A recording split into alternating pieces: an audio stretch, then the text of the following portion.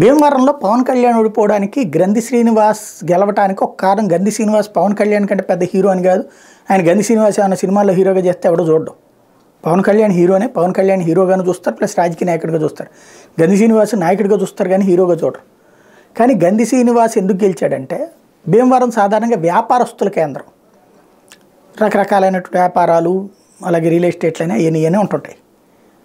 వాళ్ళకి సాధారణంగా ఈ పోలీస్ వ్యవహారాలు, చిన్న చిన్న తలనొప్పులు ఉన్నప్పుడు పెద్ద మనుషులు కూర్చుని మాట్లాడుకునేవి చూడాలి. అవి ఎమ్మెల్యే సమక్షంలోనే పెద్ద మనుషుల కింద చూసుకుంటుంటారు.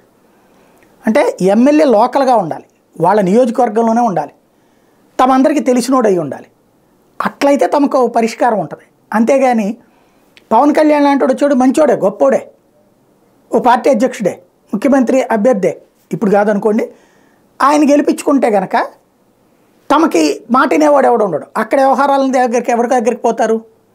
సాధారణంగా ఏ సమస్య వచ్చినా రాజకీయ నాయకుడి దగ్గరికి పరిగెత్తడం అలవాటు అయినటువంటి వాళ్ళు, ఎమ్మెల్యేల దగ్గరికి వెళ్ళడం అలవాటు అయినటువంటి వాళ్ళకి అది సమస్య. అందుకే గ్రంథి శ్రీనివాస్ విజయం సాధించింది. ఇప్పుడు అక్కడ పవన్ కళ్యాణ్ మళ్ళీ చేస్తున్నారు అన్నటువంటి ప్రచారం నేపథ్యంలో, కానీ తన పేరును తను ప్రకటించుకోవాలి. చంద్రబాబు గారు తన పేరు ప్రకటించేసుకున్నారు, వాళ్ళ అబ్బాయి పేరు లోకేష్ పేరు ప్రకటించేసుకున్నారు కుప్పం మంగళగిరికి, అట్లాగే వాళ్ళ బామ్మర్ది బాలయ్య పేరు ప్రకటించేసారు హిందూపురంకి.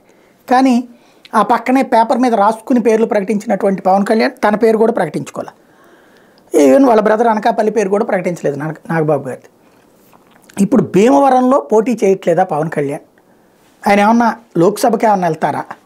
ఎందుకు ఈ అనుమానం వచ్చిందంటే, తాజాగా నాగబాబు గారికి అత్యంత సన్నిహితుడు, మెగా కుటుంబానికి అన్న కానీ నాగబాబు గారికి అత్యంత సన్నిహితుడు, జనసేనకు సంబంధించినటువంటి సోషల్ మీడియా ఇన్ఫ్లుయెన్సర్లో ఒకరైనటువంటి వ్యక్తి పెట్టినటువంటి పోస్టు, పవన్ కళ్యాణ్ గారు భీమవరం వెళ్ళినప్పుడు ఆయన ఇంటికి వెళ్ళి మరీ కలిశారు అంటే ఆయన గొప్పతనాన్ని అర్థం చేసుకోవచ్చు. భీమవరం మాజీ ఎమ్మెల్యే పులపర్తి రామాంజనేయులు గారు, అంజిబాబు గారు మంచి వ్యక్తి, వివాదరహితుడు అని.